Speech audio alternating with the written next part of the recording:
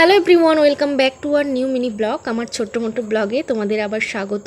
তো আজকে থেকে পূজা শুরু। আজকে হলো ষষ্ঠী। সবাইকে শুভ ষষ্ঠীর অনেক অনেক শুভেচ্ছা এবং শারদীয়ার অনেক শুভেচ্ছা অভিনন্দন। সবার পূজা খুব ভালো কাটুক। কিন্তু একটা কথা হলো, পূজা শুরু হয়ে গেছে ঠিকই, কিন্তু মনের মধ্যে সেই পূজার রেশ এবছর নেই। জানি না কেন, হয়তো বড় হয়ে গেছি, কিন্তু এতটা বড় না হলেও হতো। এতটা বড় হতে আমি চাইনি। তো যাই হোক, তোমাদেরও কি মনের মধ্যে এরকম সেম ফিলিংস হচ্ছে আমার মতো? প্লিজ কমেন্ট করে জানিও।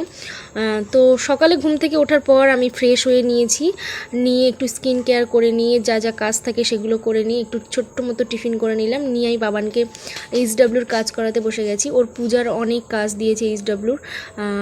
ঠাকুর দেখতে বেরিয়ে গেলে ওকে আর সেগুলো করানো হবে না, আর জানি স্কুল খুললে আমি সেগুলো কমপ্লিট করে উঠতে পারবো না, সেই জন্য আগে থেকে করিয়ে নিচ্ছি। তারপর চলে গেলাম একটু ছোট্ট মতো টিফিন করতে সকালে সবার জন্য। আজকে আমি একটু পরোটার আলু ভাজা করছি। হঠাৎ করে মনে হলো একটু পরোটার আলু ভাজা করা, সেই জন্যই চলে গেলাম বাবানকে পরিয়ে নিয়ে। আর আজকে আমার অনেক কাজ, অনেক জামা কাপড়ও ভিজিয়ে দিয়েছি, সেগুলো কাচাকুচি করব। তারপরে যাব ঠাকুরকে পূজা দিতে।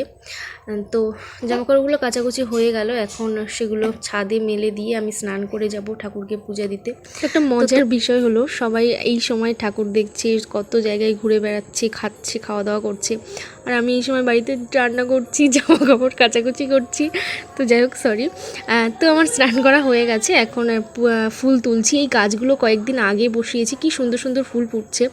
নিজের কোনো তৈরি করা জিনিসে যদি মানে সেটা যদি খুব ভালোভাবে বেড়ে ওঠে বা ফুল ফল হয়, বিশেষ করে গাছ, সত্যি দেখতে খুবই ভালো লাগে। আর আমার না মানে ওই ফুল ফলের গাছ লাগাতে খুবই ভালো লাগে। তো পুজো দেওয়া আমার কমপ্লিট, এখন আমি একটু বসেছি ফেসিয়াল করতে, হোমমেড ফেসিয়াল। তো ভিডিও পর্যন্ত ভালো লাগলে প্লিজ কমেন্ট করো। বাই।